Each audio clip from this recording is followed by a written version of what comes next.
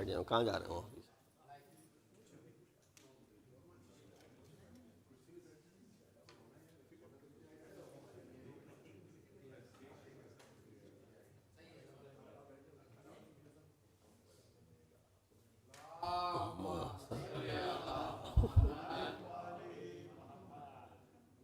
वैसे ही आधे लोग सो रहे होते हैं परसों.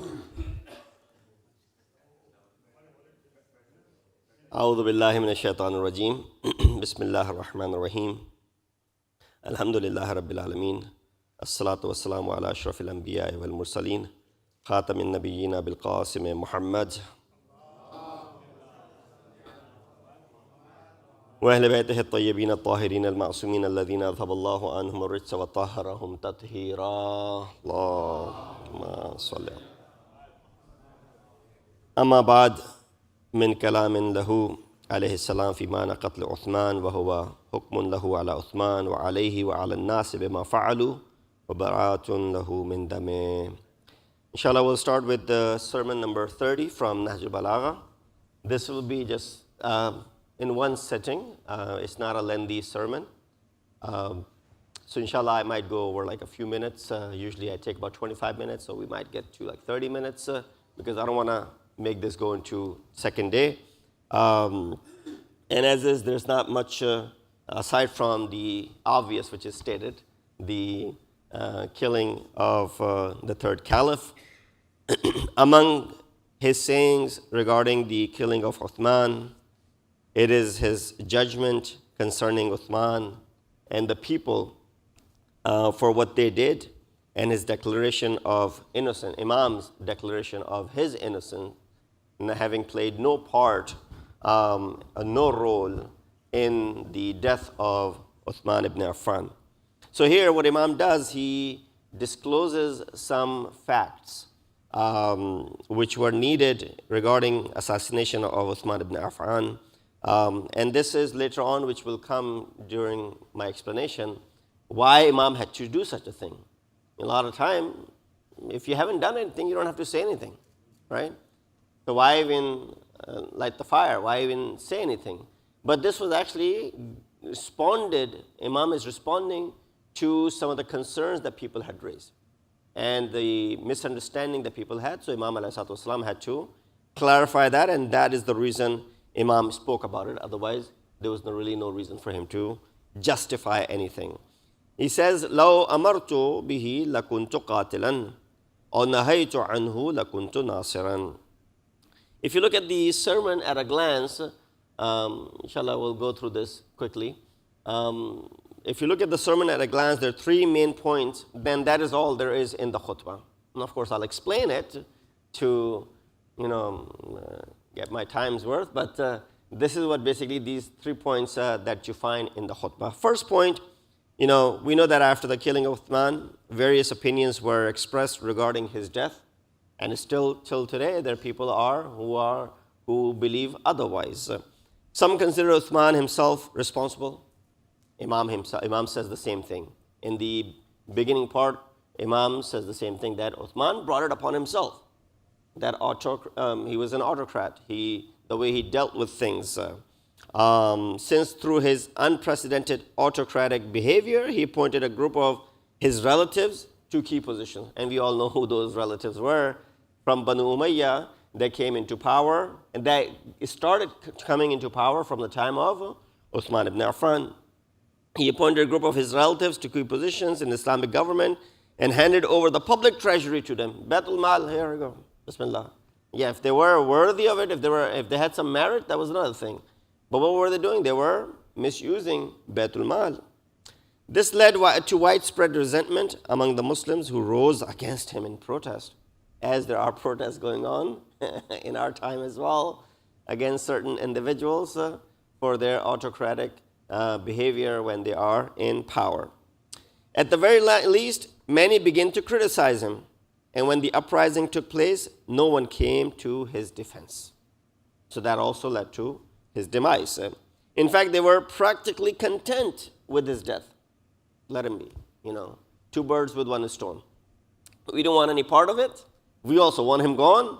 So that's a good thing that is happening according to that group. Another group believed that Uthman should not have been killed, regardless of his corruption, what he did, and favoritism, nepotism, him doing all the other things that he'd done.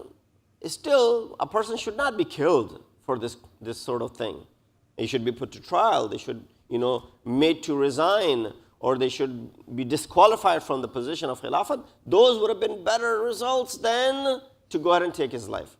That is extreme. So that is another view, that they argued that they should have been given opportunity to repent, to tawbah, and to reform his previous mistakes. At most, they suggested they could have been removed from the caliphate without being killed. To them, his killing was an innovation, bid'ah, which was setting a precedent for the future as well. That if anyone did something like this, we can just take the matters in our own hands and we go ahead and take the person's life. This was a wrong precedent, that was dangerous precedent for future generations. Moreover, history shows that his death became a pretext for hypocrites and remnants of those harboring enmity toward Islam to do what? As soon as they see that the Khalifatul Muslimin is under fire, they have the time to go ahead and sow dissension in amongst the hearts of the Muslimin. They come in, they start dividing them, they start telling them this is what you should do, this is what you should not do. They start sowing the seed of dissension amongst the Muslim, and outcome was what? Civil war. Outcome was inside war and making them weak from within. Small group of superficial thinkers, if you want to call it. They still exist today, by the way, who fail to reflect deeply on the life and policies of the third caliph. Kind of like blinded by Sahabi, Ashab, and all the Ashab are adil, and they're just, and they are our leaders, and we can follow any one of them according to the hadith of Rasulullah, who said, Ashabi kan nujum. So, of course, if anyone is a Sahabi, third Khalifa is the Sahabi. And so there's nothing that he done was wrong. If he did something which was questionable, you can put it under the rug of ijtihad. So even then, he hasn't done anything wrong. When ijtihad is done by a mujtahid, a mistake is rewarded by Allah. Right? And if he gets it right, then, of course, twice the reward by Allah subhanahu wa ta'ala. So at max, he's a Khalifa, he's a Sahabi, he's adil, he can't make mistakes. And if he did make mistake, it's still Allah is rewarding him. Why are you punishing him? So that concept being there with this small group of superficial thinkers, regarding him as an oppressed and a martyred leader, declaring him innocent of all wrongdoings. This was the group who initially was the staunch, disbeliever in him and didn't like him. Some of them who became part of this third group, they were actually, against him. And amongst them were notable people. One of them was al-Mu'mineen, who, because after the death of Uthman, they inspired her, they told her, they instigated her that you should be the one leading this force. Because who benefits from the killing of Uthman? Ali. Ali benefits. Ali becomes the Khalifa. Unanimously, he became Khalifa. So when he benefits from it, he must have had a hand in it. Uthman was not sick. He was not dying. He got killed. Who benefits? Ali benefits. So let's wage a war against Ali ibn Abi Talib. So Battle of Jamal takes place. But prior to Battle of Jamal, how did you rouse people to stand up against Amir al-Mu'mineen? He's not an ordinary individual. He's from Ahlul Bayt. He's son-in-law of Rasulullah. He's the cousin of Rasulullah. His bravery and valor, he doesn't even need the relationship to Rasulullah. His resume speaks for itself. From the Battle of Badr to Uhud to Hunayn and Khaybar and Khandaq and all of those battles that he took part in the time of Rasulullah. And even in the Khilafat of the first two, the way he played a role of helping them out. So his resume speaks for itself. That's the reason only when his time came, People came running to his house, asking and demanding him to become the Khalifatul Muslimin. This did not happen to the first three. Regardless of all that, al-Mu'mineen had to instigate people for Battle of Jamal. How does she do that? The libas of Uthman, the bloodied, shirt of Uthman ibn Affan. Ya li tharat Uthman. Who will avenge the blood of Uthman from those enemies who took his life? So that was basically the reason. But if you go and look in the time of the third caliph's rule, 12 years, by the way, right? In those 12 years, she was the biggest opposer, calling him to be what? Na'athal. Look up in Arabic. Na'athal. Referring him to as Yahudi. Yeah. And not just an ordinary Yahudi. Na'athal has specific meaning in it. That was what she referred to him, and it is quoted in their books as well. Going from that to raising the bloodied shirt of Uthman ibn Affan. So, amid all these conflicting views, Imam Ali articulated the truth that had been obscured by bias and confusion. With remarkable precision and subtlety, he analyzed and explained the circumstances surrounding the killing of Uthman, presenting a balanced and insightful account of what truly transpired. Now, there are factors that are leading up to all of this, so I'll skip the factors.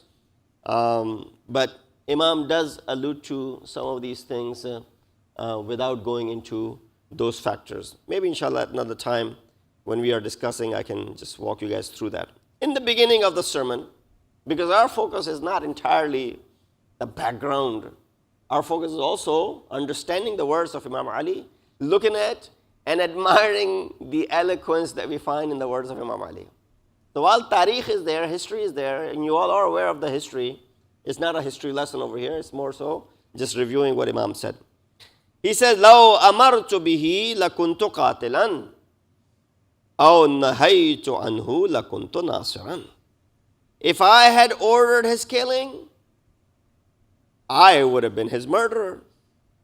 And if I had forbidden it, I would have been his supporter. So if I take someone's life, even though I'm not doing it with my own hands, I'm instigating people to go ahead and do it. Yazid, right? People say Yazid is Bari'u Zimma. He didn't do anything killing Imam Hussein. No, he sent a force to kill Imam Hussein. So he's Qatil Hussein. You can't say, well, he didn't do anything because he wasn't present himself. No, he ordered people to do that. So, Imam said, if I had done that, pankha chala dena, fan on karta. This is the last one, yeah. If I had done that, then I would have been his murderer. And if I had stopped people, I would have been considered what? Oh, look, he supports him. Not supports this individual, but also supports his policies. Today, if I endorse a politician right away, I'm endorsing all his policies, right? That's why non-profit organizations are not allowed to go ahead and do that, openly support endorse any politician. Question of Zohran Mamdani comes about. Well, he took part in the Pride Parade. I said this at another occasion as well. That does not mean that he, believes in what they do, or he signs up for what they do, or what they are doing.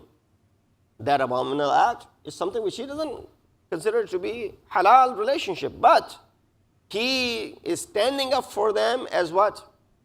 They're his subjects, his constituents, people that he's going to be leading.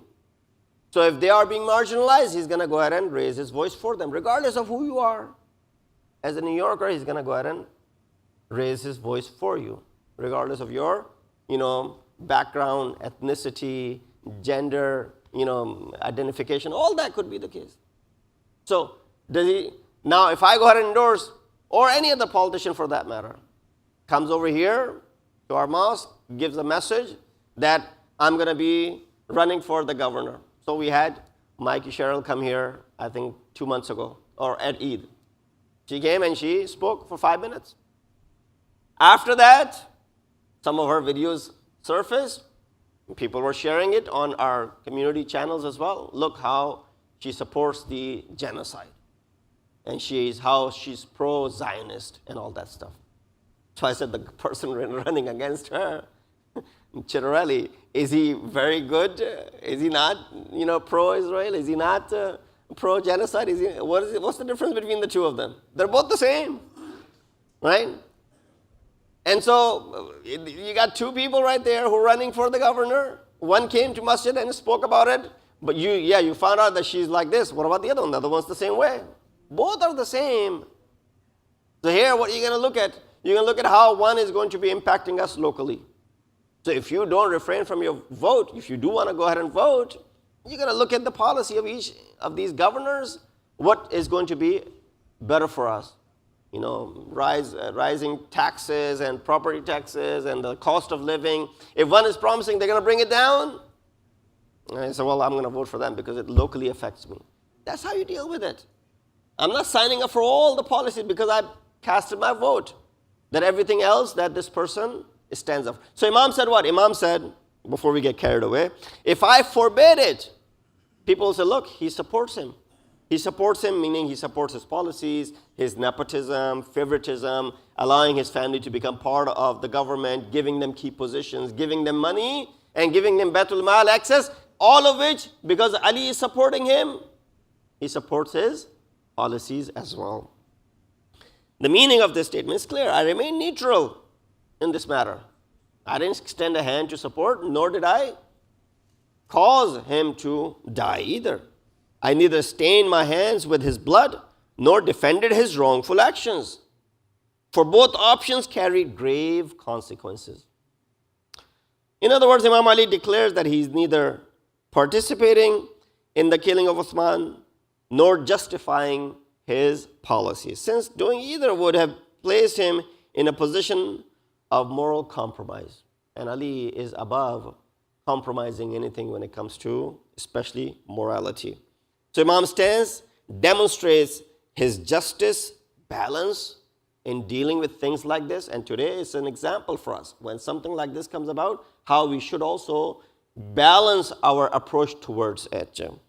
And independence from factional motives, there were things that were around there. That third group that I mentioned, who were superficial thinkers, there was another reason why they were supporting. Because they were benefiting from what Uthman was doing. If you're benefiting from him, you're not going to go speak against him. You're going to start standing up for him and support him.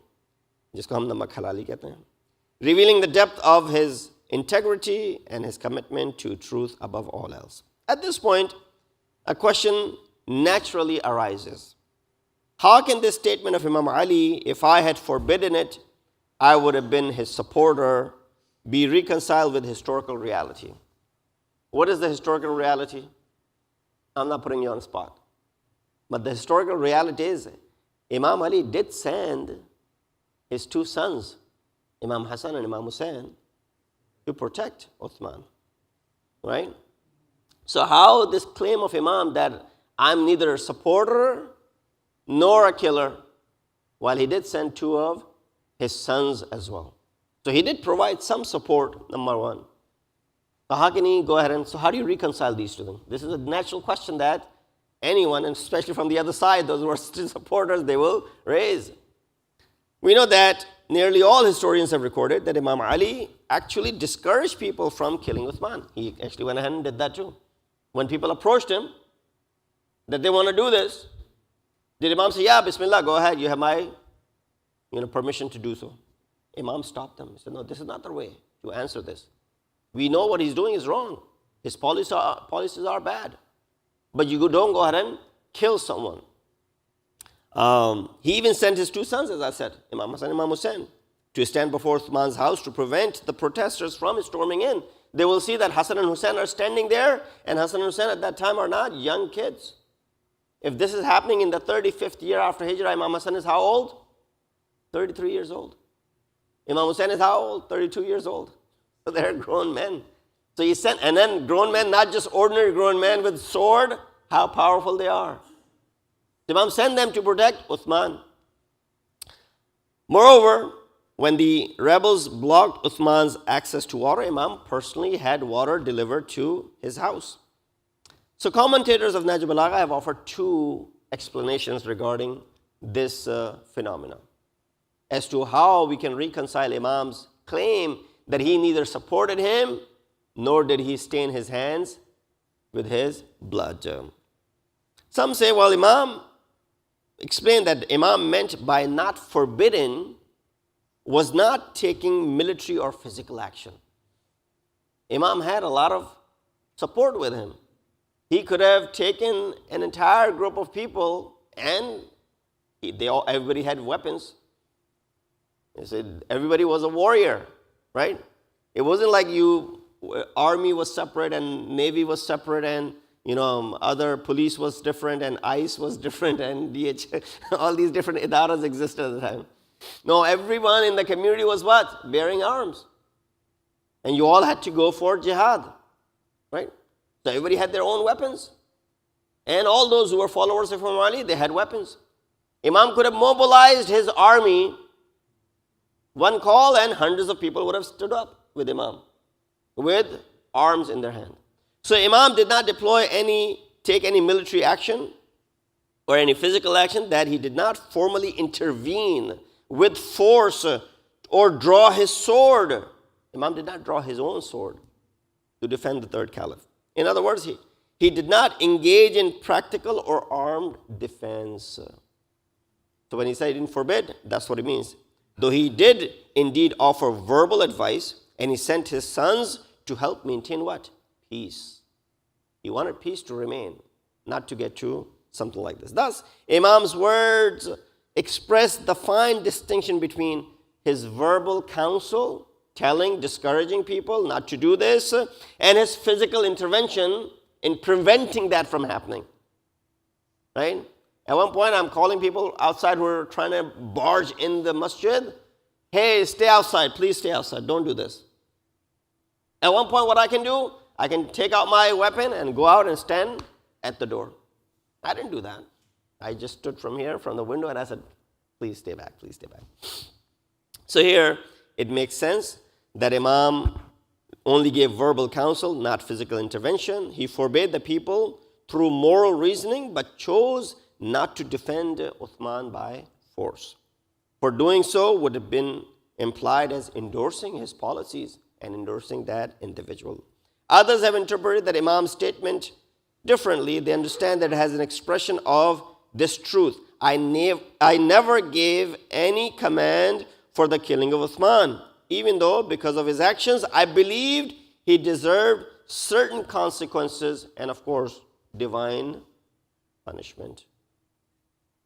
So Imam recognized Uthman's misconduct and the grievances it caused amongst Muslimin, yet he also understood that taking matters into people's hands through violence would only worsen the situation and, of course, will have consequences for the future leadership as well. Therefore, he urged the people to remain calm and avoid bloodshed. At the same time, he refrained from taking any step that would appear to be explicit support for the third caliph. So Imam refrained from doing both of these things. Hence, Imam ﷺ concluded that neither ordering his death nor forbidding it outright represented the correct course of action according to the law of Allah subhanahu wa ta'ala. At another place, he said the same thing, right? Be like Ibn al-Laboon, right? That famous, that in the time of fitna, Ibn al-Laboon, be like that child or the camel's, baby.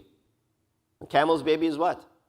Camel's baby at that certain age when it's called laboon, it's neither, you're neither able to ride it, nor are you able to benefit from its milk.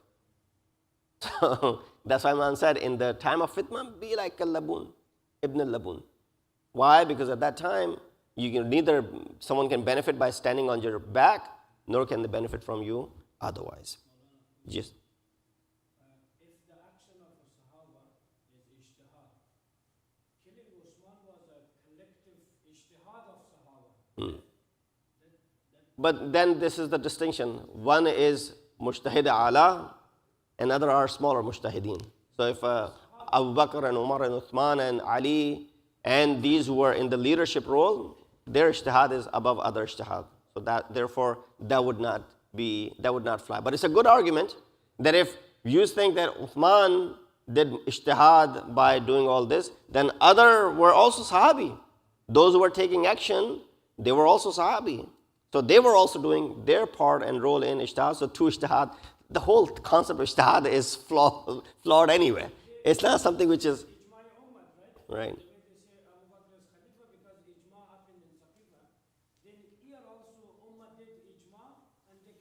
Good answer. Good. Yes. So that's what basically it is. But nonetheless, we see this whole concept is flawed anyway, right? It is something which will not be flying. But it's a good point that over there in Saqifa, the whole ummah got together and picked one. Here, the whole ummah got together and removed one. So it's the same exact thing. Yeah. So through this statement, Imam also sought to take measured and unifying stance amidst the intense division. But Imam was also trying to do what? Trying to keep a calm in the community and in the society. So Imam Ali's position was thus a careful and wise one, avoiding any response that would further inflame conflict and deepen division with the Muslims. So that was, Imam could have done the same thing in the time of first Khalifa.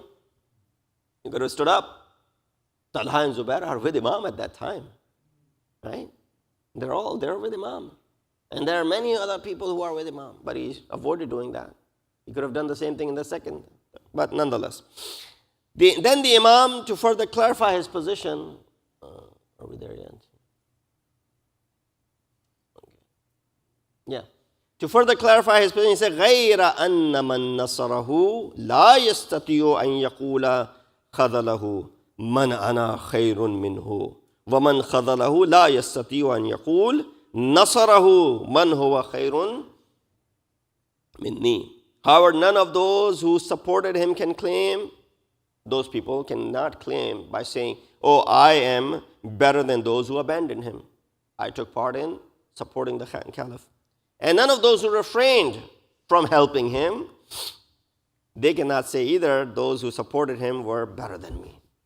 Those who went ahead and supported, lend a hand to any support, they're better than me. Both of these statements point to a single underlying truth that everyone knew the supporters of Uthman at that time were, without a doubt, amongst the worst of the people.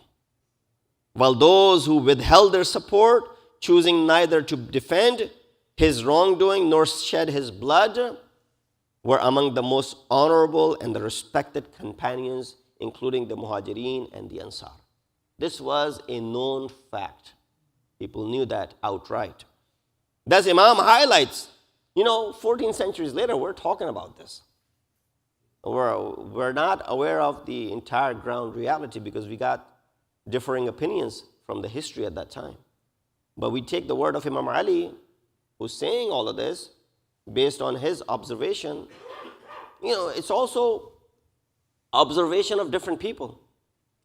Right here in this crowd, all of us sitting over here, and some of the people in the kitchen, all of us have differing opinions on different things. Right? You see something happen, you ask different people for their opinions, you'll have differing opinions. Based on person's insight, their ability to see properly and observe and comprehend is different. Now, I'm not talking about our areas of expertise. That's separate. You're an engineer, you're a doctor, you're Maulana, you're IT, you're something else. That's separate. I'm talking about general IQ or general aspect of things that you see in front of you. Right? When you see something is happening in front of you, first you need to keep your eyes open and stay awake, because if you're sleeping, you will not be able to see the right thing. Then number two, when things happen in front of you, different people have different observations. मुख्तलिफ तरीके से लोग अखज़ करेंगे कि क्या हो रहा है हमारे सामने. And that's what you look at over here. Whose opinion is going to be superior to us? Of course, Imam Masum. Imam Masum, if he's saying this, that the worst of the people were with him and the best of the people stayed away from him, then we're going to take his word. Yes, the best of the companions of Rasulullah, the most notable, were against the policy. And that makes sense too.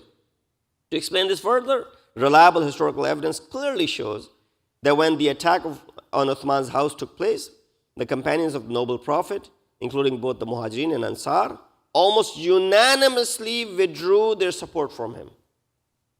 Unanimously. Not a single person from those leading scholars. Undoubtedly, they had been in favor of Uthman. No one would have dared to create such a scene in Medina. If all of these notable Sahabi had stood up, people would have withdrawn their swords. They would not have gone to do this. So if Imam Ali and the other notable people had stood up, those who were respected in the community and the society, people would have refrained.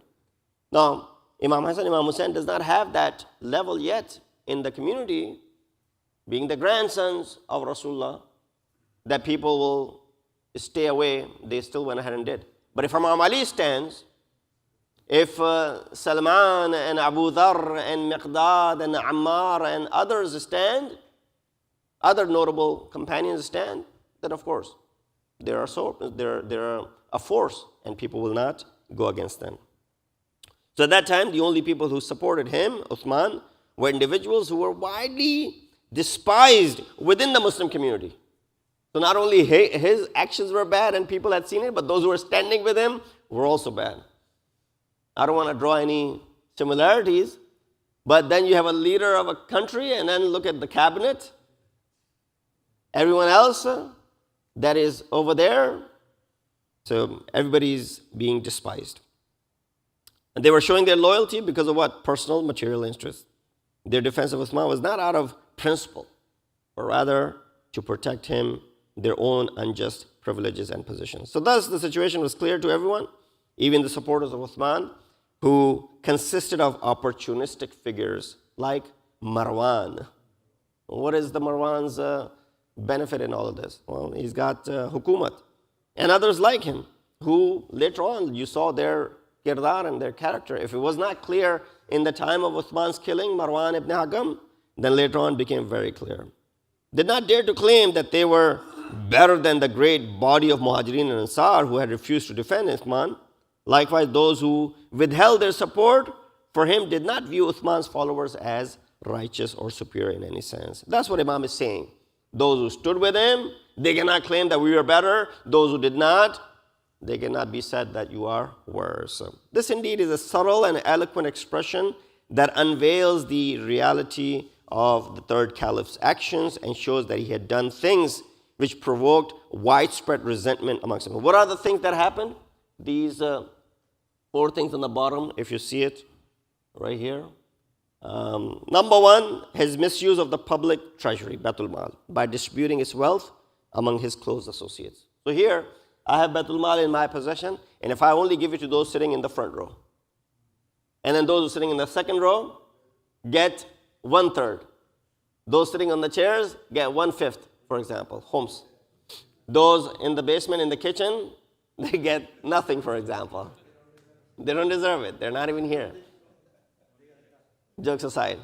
But, what is going to happen after a month? What's going to happen after a year? Revolt. These people will be loyal to me. Sitting back there and not here, they'll be, why are we being deprived of all this? So that's a natural thing to happen. That's what was happening at a large scale. Now, I gave an example, so you could be amused by it, but you look at, that's what's happening. A person who's the ruler of an entire Muslim ummah is doing this. This discrepancy happens. Number 2, his appointment of unqualified and corrupt individuals to key positions in Islamic State. One is handed over Sham, one is handed over Basra, another is handed over another place. These are key positions. And he's sending his family to rule. That's what Abu Sufyan said. When Banu Umayyah came into power, he said, now use it like a football. Pass it around amongst ourselves. Whatever ball that existed at that time. Use this as a ball to pass around. Give one you see when two sides are playing, Manchester and Arsenal are playing, they're not going to, on purpose pass it to the opposition. They're going to pass the ball to themselves, keep it within themselves, so they have a better chance of succeeding. That's what Abu Sufyan laid out the plan for them. Number 3, his favoritism and injustice in dealing with people. That was also happening at a smaller level. And his neglect of the broader interest of the Muslim community. Some commentators in Nahj al-Balagha,